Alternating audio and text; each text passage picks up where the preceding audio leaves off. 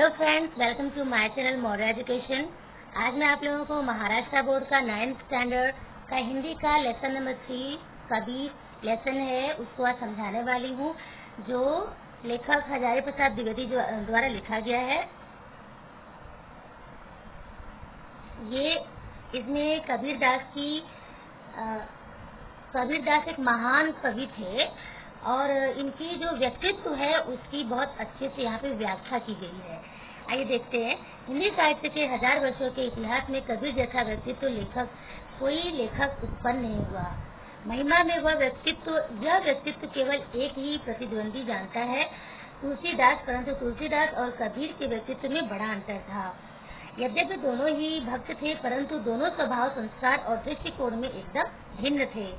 ऐसा है कि यहाँ पे कबीरदास से मतलब सिमिलरिटी अगर देखा जाए, जो उनके जैसा अगर कोई हुआ है तो ये तुलसीदास हुए हैं, लेकिन थोड़ी कुछ मामलों में उन दोनों में बहुत भिन्नता पाई जाती है, मतलब बहुत ही डिफरेंस पाया जाता है।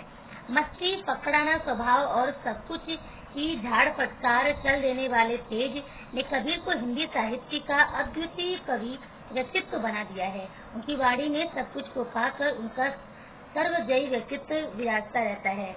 उसी ने कबीर की वाणी में अनन्य साधारण जीवन रस भर दिया है। कबीर की वाणी का अनुकरण नहीं हो सकता, अनुकरण करने की सभी चेष्टाएं व्यर्थ सिद्ध हुई है।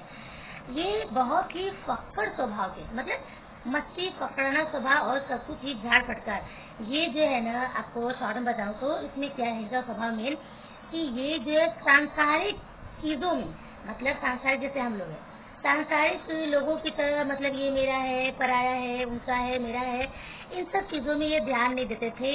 ये अपने ही दुनिया में मस्त रहते थे। ये एक प्रकार के संत थे जो संसार के मोह माया में नहीं फंसना चाहते थे, ठीक है। और उनकी जो वाणी, जो वो कहते थे, सब कुछ जो उनकी शब्दों में इतनी मतलब वो अर्थ भरी रहती थी। जो भी वो उन्होंने बोला है वो दोहे के रूप में आज हम उसे पढ़ते हैं, और उनका कोई कॉपी नहीं कर सकता है। उनके जैसा कोई आज तक हुआ ही नहीं है। तो बहुत लोगों ने उनकी मतलब चेष्टाएं की, कोशिश की, लेकिन उनका अनुकरण करने का, लेकिन वो उनके जैसा कोई भी आज तक नहीं हो पाया है। कबीरदास की वाणी वह लता है जो योग के क्षेत्र में भक्ति का बीज पड़ने से अंकुरित हुई थी। कबीरदास की वाणी वह लता है जो योग के क्षेत्र में व्यक्ति का बीज पड़ने से अंकुरित हुई थी। उन दिनों उत्तर के हठ योगी और दक्षिण के भक्तों में मौलिक अंतर था। एक टूट जाता था पर झुकता नहीं था, दूसरा झुक जाता था पर टूटता नहीं था। एक के लिए समाज की ऊंच नीच भावना मजाक और आक्रमण का विषय था, दूसरे के लिए महाराजा की मुक्ति का संसार में। अच्छा, पहले यहाँ देख लेते हैं। कबीरदास की जो वाणी है वो जो बहुत सत्य बोला करते थे, और योग के क्षेत्र में उनका बहुत बड़ा योगदान है। उन्होंने मतलब हमेशा वो उनके साथ हमेशा वो कुछ हठ योगी उत्तर के और दक्षिण के कुछ सामान्य भक्त उनके साथ मतलब उनके साथ रहते थे, लेकिन दोनों में थोड़ा फर्क हुआ करता था, ठीक है। कैसा फर्क? एक तो कैसा, कहने का मतलब यहाँ ये है कि जो कबीरदास है ये थोड़े मतलब साधु संत टाइप के आदमी थे, और ये भक्तों के साथ ही रहना पसंद करते थे। कुछ उनके भक्तों में दो मतलब डिफरेंसेस रहते थे। एक कैसा था, एक अलग टाइप के रहते थे, जो झुक तो जाते थे पर एक टूट जाता था पर झुकता नहीं था। मतलब एक बहुत दुख हुआ उसके साथ, अगर बहुत तकलीफ हुई तो टूट जाता था, बोलते ना ये एकदम टूट गया इंसान, टूट जाता था पर झुकता नहीं था। मतलब इसको क्या बोलेंगे यहाँ पे? स्वाभिमानी। स्वाभिमान मतलब एक स्वाभिमानी इंसान होता है, टूट जाता है लेकिन किसी के आगे झुकता नहीं है। दूसरा किस टाइप के लोग थे? जो झुक तो जाते हैं मगर टूटते नहीं है, और दृढ़ संकल्प मतलब करके आगे बढ़ते रहते हैं। एक के लिए समाज की ऊंच नीच भावना मजाक और आक्रमण का विषय था, दूसरे के लिए मर्यादा और स्फूर्ति का। एक किस टाइप के लोग थे? एक का प्रकार ये था कि ऊंच नीच की जो भावना होती थी उस जमाने में, उसका वो एक मतलब मजाक और आक्रमण का विषय था। वो इसको एक्सेप्ट नहीं करते थे, मतलब स्वीकार नहीं करते थे इसको। और दूसरे क्या है, उन्हीं मर्यादाओं को पालन करके बड़े खुश रहते थे। और दिन भर अपना काम करते थे, खुश रहते थे, कोई मतलब टेंशन नहीं पालते थे, कोई मतलब तनाव नहीं लेते थे अपने ऊपर। संसार में भटकते हुए जीवों को देखकर करुणा के अश्रु से वे कातर नहीं आते थे, बल्कि और भी कठोर होकर उसे फटकार बताते थे। वे सर्व जगत के पाप को अपने ऊपर ले लेने की वांछा से ही विचलित नहीं हो पड़ते थे, बल्कि और भी कठोर और शुष्क होकर सूरत और वीरत का उपदेश देते थे। संसार में भरमने वालों पर दया कैसी, मुक्ति के मार्ग में अग्रसर होने वालों को आराम कहाँ, धर्म की रेख पर मेख न मार सका तो संत कैसा। देखिए यहाँ पर कैसा है कि वो जो सांसारिक लोग जो थे, जो अपनी मोह माया में अपनी दुनिया में खोए रहते थे, मेरा है पराया है, और उनका कुछ होता था तो दुख व्यक्त करते थे, तो संत कबीर जो ये हैं वो उन लोगों के लिए आंसू नहीं बहाते थे, उनको उन लोगों पर दया नहीं आती थी, क्योंकि उनको वही लोग पसंद रहते थे जो ये सब दुनियादारी छोड़कर भगवान की खोज में बस मतलब साधना करते हो, बस वो ऐसे लोगों को पसंद करते थे। ज्ञान का गेंद पर कर, सुर्त का दंड कर, खेल चौगान मैदान माही, जगत का भरमना छोड़ दे बालके, आए जा भेष भगवत पाए। वही चीज यहाँ पर लिखा गया है, अपने दोहे में लिखा है कि मतलब उनके कहने का मतलब यहाँ पे शॉर्ट में यही है कि इधर उधर मत भटको तुम सब लोग, इधर उधर संसार में, ये संसार झूठा है, इसमें इसके भ्रम में मत रहो, और सब छोड़ छाड़ के भगवान की भक्ति में लीन हो जाओ, ऐसा हमको माना था। अखंडता कबीरदास का सर्व प्रधान गुण नहीं है। जब वे अवधूत या योगी को संबोधन करते हैं तभी उनकी अखंडता पूरे चढ़ाव पर होती है। वे योग के विकट रूपों का अवतरण करते हैं, गगन और पवन की पहेली बुझाते रहते हैं, सुन और सहज का रहस्य पूछते रहते हैं, द्वैत और अद्वैत के तत्व की चर्चा करते रहते हैं। अखंडता मतलब जैसे बोलते हैं ना, ये अखंडता जैसे घमंड होता है। कबीरदास की ये जो ना ये सब गुण नहीं रहा है, ये बड़े ही सज्जन और सात्विक विचार के इंसान थे, साधु थे वो।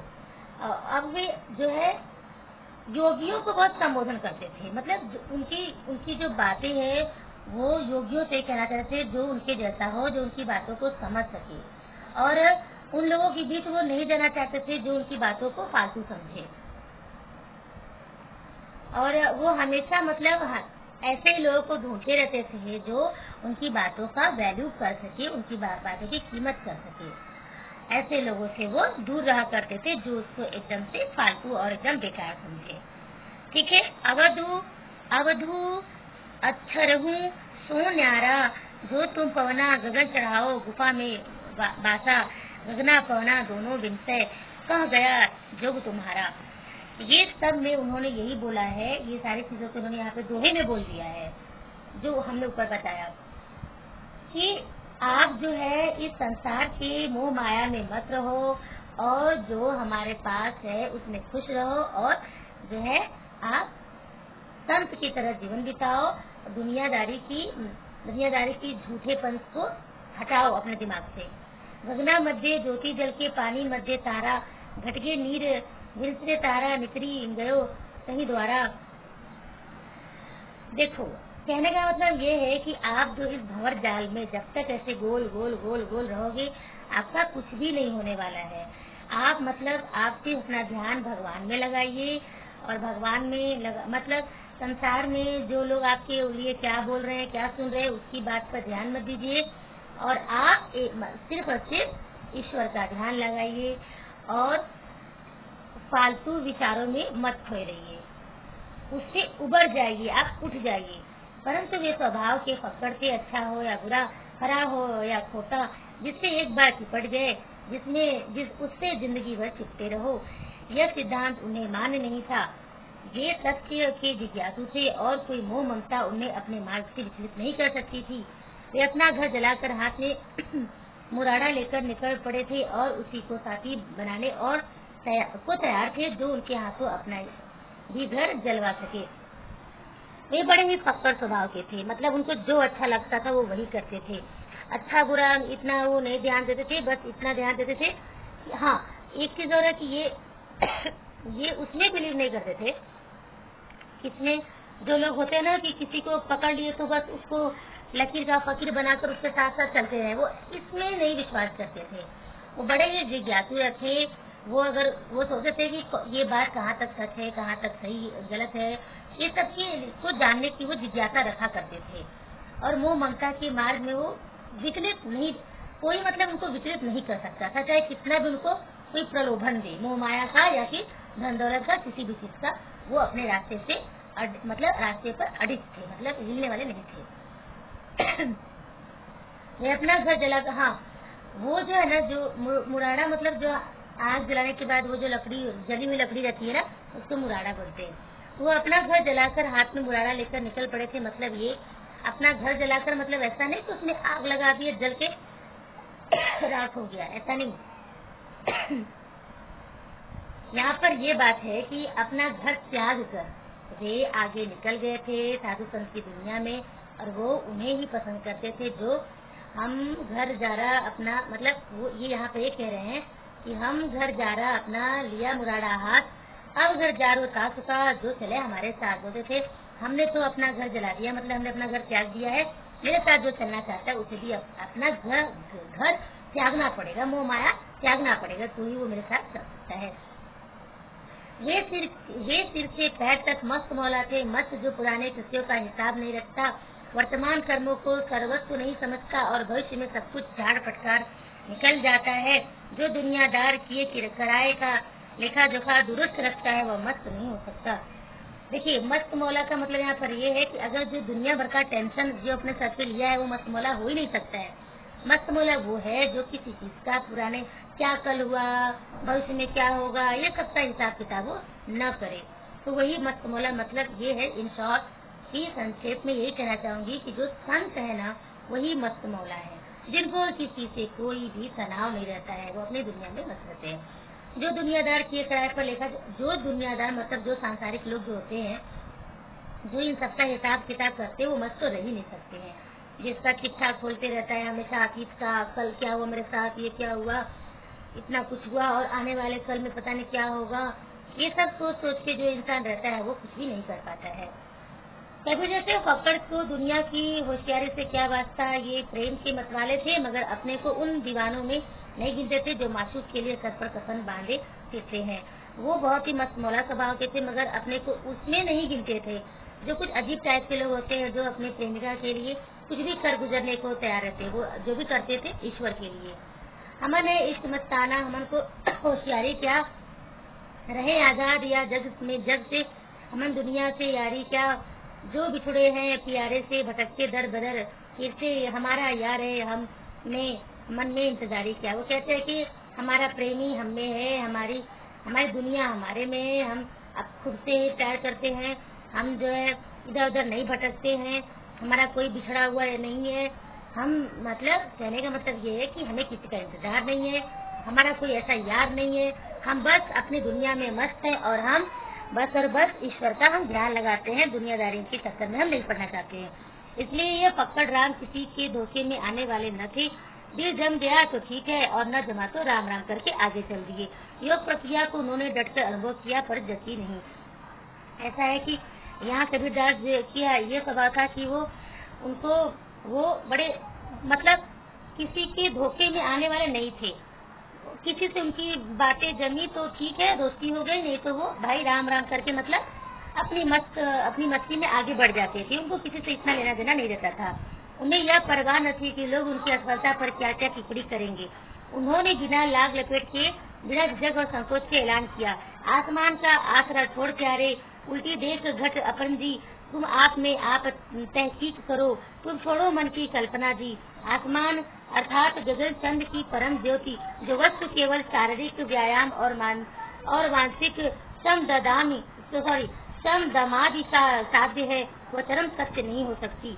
देखिए उन्हें किसी का परवाह नहीं रहता था कि लोग उनकी सफलता या असफलता पे कोई टिप्पणी करेंगे। मतलब कहने का मतलब ये है कि उनके बारे में कोई क्या कहेगा इससे उनको कोई मतलब नहीं, कोई फर्क नहीं होता था। जिसका जो मन करे वो करे, हमें मतलब उनको उससे कोई फर्क नहीं रहता था। आसमान का मतलब बड़े बड़े कोई प्रलोभन दे या कि कोई आसरा दिलाए तो उनका कुछ नहीं, वो अपने ऊपर मतलब अपने पे विश्वास रखते थे और अपनी ही दुनिया में जीते थे और सबको भी बोलते थे कि भाई तुम कल्पनाओं की दुनिया में मत जियो, हकीकत में आ जाओ। आसमान अर्थात गगन चंद्र की परम ज्योति, जो वस्तु केवल शारीरिक व्यायाम और मानसिक श्रम दमादि का साध्य है, वह चरम सत्य नहीं हो सकती। बोलते हैं कि वो जो चांद गगन जो है परम ज्योति, जो वस्तु केवल शारीरिक, जो हमें सिर्फ जो चीजें हमें बस शरीर को सुख दे, वो उसमें कोई सच्चाई नहीं है, वो सच्ची चीज नहीं है। असली सच्चाई वो है जो हमें दिख नहीं रही है, हमें उसे पहचानना है, मतलब ईश्वर को पहचानना है। केवल शारीरिक और मानसिक कवायद की दिखने वाली ज्योति जड़ चित्त की कल्पना मात्र है, वह भी वाह्य है। कबीर ने कहा और आगे चलो, केवल क्रिया वाह्य है, ज्ञान चाहिए, बिना ज्ञान के योग व्यर्थ है। कबीरदास का कहने का मतलब ये है कि सिर्फ शारीरिक और मानसिक जो है अच्छा दिखने वाला, शरीर को अच्छा दिखने वाला और अपने मन को अच्छा दिखने वाला ही ये बहुत बड़ा सुख नहीं होता है, और ये सब बाहरी दिखावा है। और आगे चलो, दुनिया वालों को बोल रहे हैं कि आगे चलो, बढ़ते रहो, ज्ञान की खोज करो, जो बिना ज्ञान का है वो ग्रहण करने वाली चीज नहीं है, व्यर्थ है, फालतू है। कबीर की यह घर फूक मस्ती पकड़ना, लापरवाही और निर्मम अकड़ता उनकी अखंड आत्मविश्वास का परिणाम थी। उन्होंने कभी अपने ज्ञान को, अपने गुरु को और अपनी साधना को संदेह की नजरों से नहीं देखा। उसने अपने प्रति उनका विश्वास कहीं भी डिगा नहीं। कभी गलती महसूस हुई तो उन्होंने एक क्षण के लिए भी नहीं सोचा कि इस गलती के कारण वे स्वयं हो सकते हैं।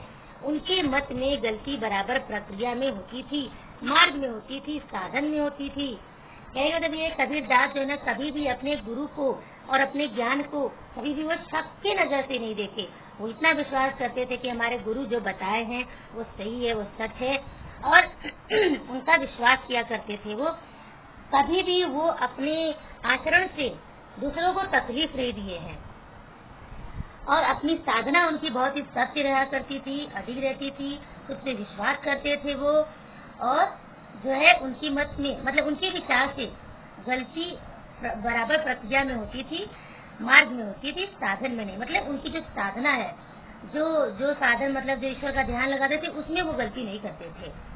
भले वो अपने किसी व्यवहार में उनकी गलती हो जाए, लेकिन वो ईश्वर की साधना करते थे तो मन लगा के ध्यान से और उनके बताए हुए इशारे से मतलब उनका अनुसरण करते थे।